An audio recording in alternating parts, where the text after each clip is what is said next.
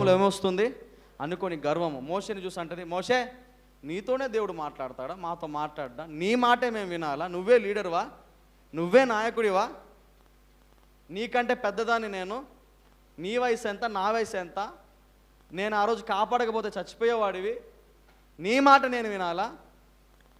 హల్లెలూయా. మంచి మాట ఎవరు చెప్పినా మనం వినాలి. నీ మాట నేను వినాలా? బైబిల్లో గాడిద కూడా దేవుని మాట మాట్లాడిందా లేదా? మాటలు దేవుని మాట మాట్లాడి నువ్వు నిశ్శబ్దంగా ఉంటే దేవుడు వేరే వాళ్ళ ద్వారా మాట్లాడిస్తాడు. ప్రవక్త సైలెంట్గా ఉన్నాడు, దేవుడు గాడిదతో మాట్లాడించాడు. మిరియాము గర్వపడి నీతోనే మాట్లాడాలా అని మోషేని ఎక్కిరించి మాట్లాడింది. మిరియాముకి ఏం జరిగింది? కుష్ఠరోగం వచ్చింది. ఇంత పెద్ద సేవకురాలు, ఇంత జ్ఞానం గలది, మొదటి పాయింట్, దేవుని ఆరాధించే వ్యక్తి, మోషే ఆరులతో పరిచర్య చేసిన వ్యక్తి, ఈమెలో కూడా గర్వం వచ్చింది. మనలో కూడా గర్వం వస్తుంది అప్పుడప్పుడు. గర్వానికి మనం చోటు ఇవ్వకూడదు, గర్వానికి మనం స్థలం ఇవ్వకూడదు. ఈమె గర్వానికి స్థలం ఇచ్చి మోషేనే ప్రశ్నించింది. మోషేకి ఉన్న బెస్ట్ గుణం ఏంటిది తెలుసా? ప్రపంచంలో ఏ వ్యక్తి దగ్గర కూడా లేదు. దేవుడే చెప్పాడు, మోషే సాత్వికుడు అంట.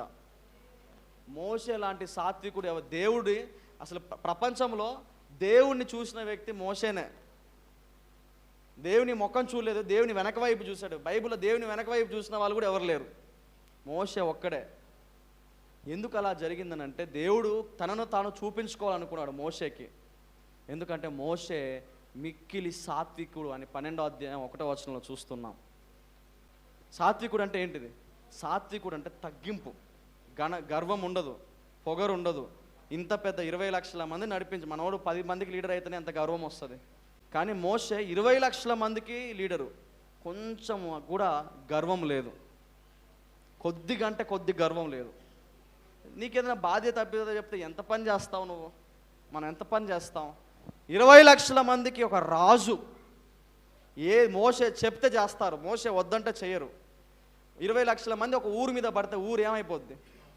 అటువంటి ఒక మోషే సాత్వికుడు, కొంచెం కూడా గర్వం లేదు. ఈరోజు మనం చేసే పనులను బట్టి మనకి ఎంత గర్వం వస్తుంది? మనకున్న డబ్బును బట్టి గర్వం వస్తుందా?